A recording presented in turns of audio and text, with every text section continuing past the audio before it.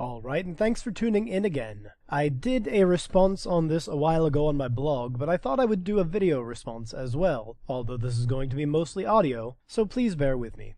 This is answering the Questions for Atheists by Matt Slick of CARM.org, and what we have here is some questions he proposes that atheists should answer regarding a variety of topics. So the first question is, how would you define atheism? Well, atheism is simply a lack of belief in God, or any God for that matter, but there are two ways this goes. Atheism has two definitions that are mildly important, the first one being simply a lack of belief in any gods. I would call that atheism with a capital A, to differentiate it from atheism with the lowercase a, which is to say atheism that doesn't believe in a particular God. Every Christian, for example, is an atheist with regard to every other God. This is not a one less God argument. This is simply pointing out the fact that they do not believe in the other gods, and will sometimes outright even deny the fact that other people believe in them by saying they're not real but mine is. Well, I'm saying they're all not real. We agree, except for one. That's very true. But we agree is the point, which makes you, if you are religious and do not believe in every God, as much an atheist as me. So, moving on to the next question, to further illustrate this point. 2. Do you act according to what you believe in, or what you lack belief in? And I would go so far as to say that Matt Slick acts in a manner that suggests he lacks a belief in Thor. He lacks a belief in Valhalla, and so he does not go and attempt to die in glorious battle to gain entry to Valhalla. But he also acts as though he believes in Jesus. So you can do both, they are not mutually exclusive. Do you think it is inconsistent for someone who lacks belief in God to work against God's existence by attempting to show that God doesn't exist? If you read other parts of this very website, you will see that Matt Slick very much does the exact same thing he's asking here. He attempts to show that other gods do not exist. So, in a roundabout way, he's doing exactly the same thing, and he lacks a belief in those other gods. Number 4, why are you an atheist? Right back at you, Matt Slick. Why do you not believe in Gilgamesh? Why do you not believe in Quetzalcoatl? Why do you not believe in Thor? Or any of the myriad other gods mentioned in the Old Testament even, such as Baal and Ashtoreth? 5, how sure are you that atheism is proper position to hold? I think you forgot a word there, but ignoring that, I'm as sure that your God doesn't exist as you are that other gods do not exist. 6. On a scale from 1 to 5, 1 is weak, 5 is strong. Raw, Trogdor. How sure are you that God does not exist? I am exactly as sure your God does not exist as you are that every other God does not exist. So I'm pretty sure. 7. Why do you believe your atheism is a justifiable position to hold? Well, what about you? Why do you believe that ignoring the ancient Egyptian gods, like Isis and Ra, is a justifiable position to hold? 8. Do you affirm or deny that atheism is a worldview? Let me ask you, Matt Slick, do you affirm or deny that not believing in every god you don't believe in is a worldview? I would not say atheism is a worldview, because I think that you would also say that it is not, because you would not say that not believing in Thor is a worldview. What is your opinion of the Bible?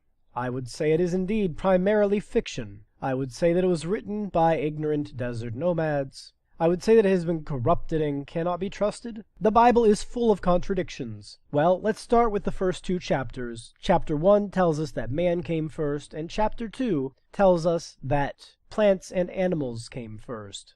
So I don't know how full you want to consider it to be, but there are certainly a great many of them. The New Testament was written hundreds of years after Jesus. Yes, that's an established fact. And that's a manner of speaking. It was written hundreds of years after the Jesus mythos was invented. Not necessarily after a historical figure named Jesus existed. I may go back and revisit Jonathan Tweet. I think Justin Jackoff. I don't know what his name was, I forget. What is your opinion of Jesus? Jesus never existed, would be my opinion, because the guy described in the work certainly never existed. Now, you could say that, well, some superheroes are based on, and some fictional characters are based on, real people. However, you would not say they are those real people. For example, if I made a story about a guy who wears an orange toupee and a business suit, and it doesn't even have to be a guy, it could be a woman, and whatever other aspects I choose to give to it, It doesn't mean that fictional character exists just because Donald Trump does. Number 11. What is your opinion of the concept of the God of the Bible? It is a fiction and does not exist. But at the same time, I don't really care. The God of the Bible isn't real any more than any other God, and this is where we go back to that capital A versus lowercase a atheism. What is your opinion of the Christian concept of hell? Which one? Do you mean Sheol? Do you mean limbo? Do you mean the lake of fire? Do you mean purgatory? Or do you mean one of the other hell-like places that exist? And do you mean certain aspects that exist within them, like shades? But I would say it does not exist. What is your opinion of evolution? Opinion, as though that makes a difference to what the theory is. So I checked. We evolved from lower life forms to our present state. Fair enough, I guess you can call them lower because they are generally simpler in most ways. Not always, but most. Evolution is a fact beyond dispute, yes. I have studied evolution in depth and know it is true. Since Matt Slick considers himself to be an expert on this, someone who has studied it in depth, and since Ken Ham also chooses to believe the same thing, then yes, I've studied it at least as much as they have, which is to say in depth, and I know it is true, because it is demonstrable and verifiable.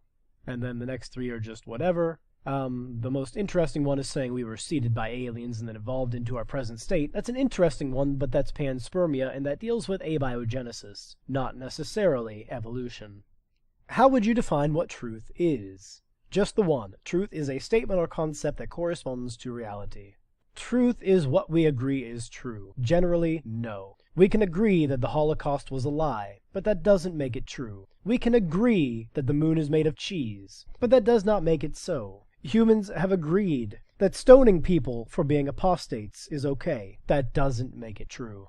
Truth is the unveiling of actuality, whatever the fuck that means. There is no such thing as truth. That's another view some nihilists and perhaps some absurdists would hold on to, but I think there are things that are true. Do you affirm that the physical universe is all there is, and that all things can be explained in terms of motion, matter, chemical reaction, etc.? So, let's break that down. The physical universe is all there is. Yes. Why do you need the word physical in front of it, though? Because the universe is not entirely physical. Half of the universe is time. And that all things can be explained in terms of motion? Yeah. Matter? Generally. Chemical reaction? It would be hard to have a chemical reaction without matter, I think. And also, if there is an alternate explanation, just tell me what it is and I'll listen to you. But barring that, you're currently explaining everything to me in terms of motion, matter, and chemical reactions and such. So until you provide something else that can explain it, even your God falls into this category, then I don't see why this question is even here. 16. If you were at one time a believer in the Christian God, I was, what caused you to deny his existence? So the options are, I read the Bible. No, I did that when I was much younger. I actually considered going to seminary at one point. A Christian wronged me badly. No, one jackass would not make me change my opinion of the larger thing. It just didn't make sense. This is the best option I could pick from this list. I grew up. That really, shines badly on your own view of Christianity, Matt Slick. Secular college and or university helped me leave Christianity. Not really. I had a few influences there, but I was actually still somewhat Christian after. And my college didn't really have anything to do with it. Science disproves God. No, you need to reword that. Science doesn't prove God would be a much better explanation. God's moral character. Again, that goes back to a Christian wronged me badly. If God were a complete asshole, yet he were real, no one would deny his existence. You don't get to stop believing in somebody just because you don't like them. Do you not believe in Hitler or Stalin just because you don't like what they did? This is the dumbest response I've ever heard. If other, please specify. Because it's not real, jackass. I've already submitted this, so it doesn't matter. Do you believe the world would be better off without religion? I don't know. You've got Daniel Dennett on one side of it, and you've got Christopher Hitchens on the other. I honestly do not know if the world would be better off without it. However, I can presume that people would not be thrown in prison for not believing in a god, or stoned, Or, forced marriages would probably not be a thing. There wouldn't be holy wars. There wouldn't be a great many things that are the result of religion. You notice he doesn't say which one. I wonder if he believes the world would be better off without religion. Or specific religions. I'm not sure. He didn't really word this very well. 18. Do you believe the world would be better off without Christianity? I'd say yes, the world would be better off without Christianity. The Crusades would not have happened. The witch hunts would not have happened. People would not hate fags because God tells them to. People would not go out of their way to protest funerals because they believe it's what God wants them to do. People would not feel compelled to give their money away when they don't have enough to do so. People would not feel guilty their entire lives for every little action they do, and perhaps might become better people from it.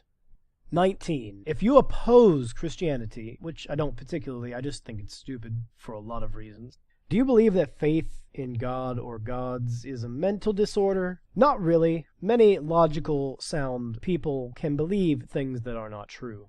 I believe that if a person has a mental disorder, and the idea of gods or God is introduced to them, then it's very possible that if they are doing bad things, they can do it in the name of that, and write perhaps the voices in their head off as God. But do I believe that faith itself is the mental disorder? No. 21. Must we be able to demonstrate God's existence through the scientific method? Well, why wouldn't you want to, for one? Why can't you, for two? And then it says basically the scientific method is a means of gaining understanding about the physical universe by observation, hypothesis, experimentation, prediction, and theorizing. I think he meant theory on the last word there, but we'll go with it. That's actually basically true. But you have to have the observation first, exactly as it points out. And then some useless points. 22. Is it a category mistake to require material evidence via the scientific method for an immaterial God? If it's immaterial, it doesn't exist in the universe. And then it says a category mistake is an error in logic in which one category of something is presented as belonging to another category. So, we can say, is God a real thing? Yes or no. If he's not a real thing, then it absolutely would be a farce to try to find him with the methods we use to find real things. But if he is a fake thing, then we can use the same sort of logic as we do for Harry Potter, or for fucking Bilbo Baggins, or fucking whatever. Question 23. Where does morality come from? And this is where morality and ethics tend to get intertwined. Let's look at the points for a shining example. Morality comes from personal opinion, to a point that's actually true. Morality is based inherently on what a person believes. Ethics tends to be what the group decides is good and bad. That's why we have ethics committees and not morals committees. Morality comes from society. Sometimes. Morality comes from the family. Sometimes it does, and sometimes you completely disagree with your family. That's why atheists are so oppressed when their parents are not. Going back to the other question. Morality is whatever we decide it is. No, that's ethics. Morality comes from evolution. No. But there's a chance that people who hold morals that are more in line with what the general population believes will have a better chance of producing offspring. So it's possible that evolution is guided by morality in beings which have morality. But morality itself does not come from evolution. Next point, there are no morals. No, everyone has a moral compass, but sometimes it's an orange-blue moral compass rather than a black and white. Morality comes from the teaching of Jesus. No, if you're doing what Jesus says because you believe you're going to hell if you don't, that's ethics. Question 24. Are there moral absolutes? Probably not. Everyone's morals are different, as I just pointed out. 25. Is the following statement true or false? It is always wrong for everyone to torture babies to death merely for one's personal pleasure. I would say it is most certainly neither true nor false, actually. Because again, if we're talking about it from an ethical standpoint, let's think about circumcision. Do we consider that torturing babies for one's personal pleasure? I don't know. That's a very interesting question. But I would say it is wrong. But some people might not say it is wrong. Should morality be based on reducing unnecessary harm? Generally, yes, I think. I can't imagine why you'd want a morality that is not based on reducing unnecessary harm. But what'll I know? 27. What would it take for you to believe in God? Show me exists, basically. Show me something he's actually done that's verifiable and testable. Or, if you want me to believe in your God, since you're capitalizing it, just bring me back a picture of the floodgates of heaven or the pillars that the earth stands upon. Those would do just fine.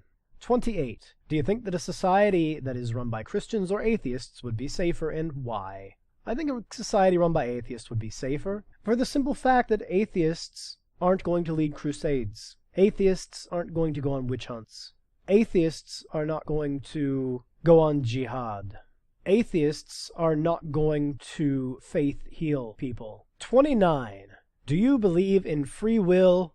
No. Free will isn't probably a thing. 30. If you believe in free will, I don't.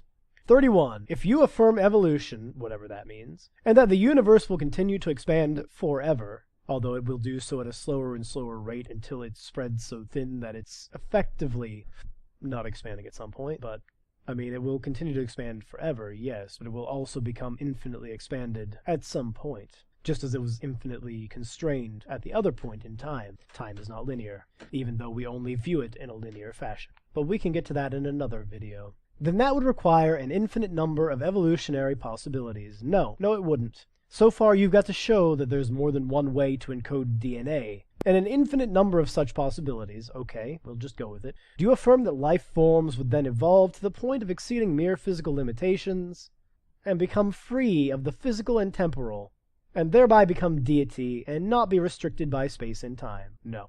Let's break it down and tell you why.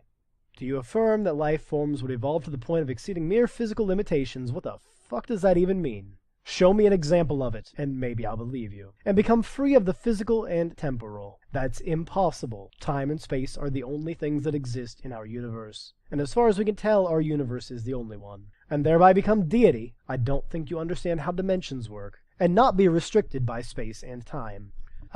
If you can make something do that, even if it's not by evolution, show me something that is not restricted by space and time that you can observe. And then you can make this assertion.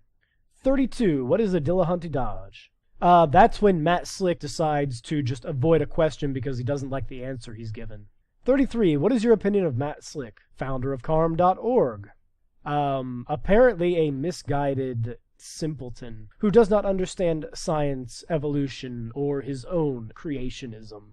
And while we're at it, let's go take a look at a couple other things on here. He has an apologetics session. So let's go look at, some very good ones. Heresies under apologetics. And it says, Christian heresies are many. Through studying such errors as Arianism, Gnosticism, Modalism, and Pelagianism, Christians can better understand their own faith. A heresy is a deviation from the truth. Stone the heretic! Stone the heretic! Yeah, screw all that crap. This is dumb. Let's go down to religious groups and cults. Let's see what he has under cults. This ought to be interesting. What is a cult? Generally, it is a group that is unorthodox, esoteric, and has a devotion to a person, object, or a set of new ideas. Cults! Cults are everywhere! So he says that they have a new teaching. Yes, the Christians did update the Jewish teachings. Only true teaching. The Christians do believe theirs is the only true one, with Jesus and all that. Strong leadership. They have a pope. Asset acquirement. It's just listing all these things. Isolationist. Most Christians are. That's why there are 3,000 denominations. Controlling. Yeah, let's not bring up the pedophile priest scandal or anything. Indoctrination. Where do I begin? Apocalyptic revelations. Experience. Various practices including meditation, prayer, repetition of words, liturgy and or phrases, and spiritual enlightenment with God are used as confirmation of their truth. Enlightenment with God, like going to heaven or reaching a better understanding through seminary. Excellent. Deprivation is the one subpoint there. You mean like Lent. 10. Persecution. I'm not even going to touch that one, but the Crusades. Witch burning. God hates fags. I've mentioned these already. I'm sounding like a broken record, but then again, that's how they sound. 2. Many have non-verifiable belief systems. For example, they would teach something that cannot be verified. The first example is a spaceship behind the Hale-Bopp comet. Right behind that I'd like to put the floodgates of heaven. 2. Or that a god, an alien, or an angel appeared to the leader and gave him a revelation. Exactly as God did with Moses, Joshua, Shadrach, Meshach, and Abednego, Jesus himself. 3. The members are seated angels from another world. like how Jesus came from the flesh but also from God. 3. The leader of the cult. So you've got people like the Pope, or the bishops, the archbishops.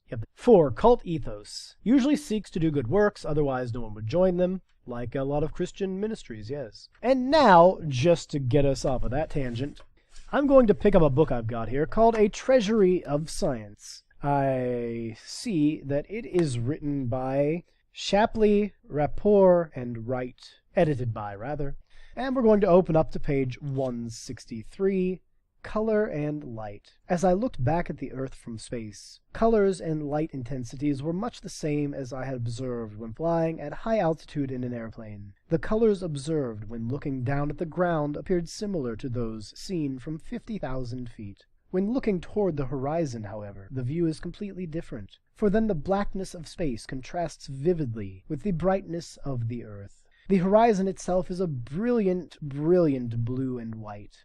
It was surprising how much of the Earth's surface was covered by clouds. The clouds can be seen very clearly on the daylight side. The different types of clouds, vertical developments, stratus clouds, and cumulus clouds, are readily distinguished. There is little problem identifying them or in seeing the weather patterns. You can estimate the relative heights of the cloud layers from your knowledge of the types, or from the shadows the high clouds cast on those lower down. These observations are all representative of information which the scientists of the U.S. Weather Bureau Meteorological Satellite Laboratory had asked Project Mercury to determine. They are interested in improving the optical equipment in their Tyros and Nimbus satellites, and would like to know if they could determine the altitude of cloud layers with better optical resolution. From my flight, I would say it is quite possible to determine cloud heights from this orbital attitude.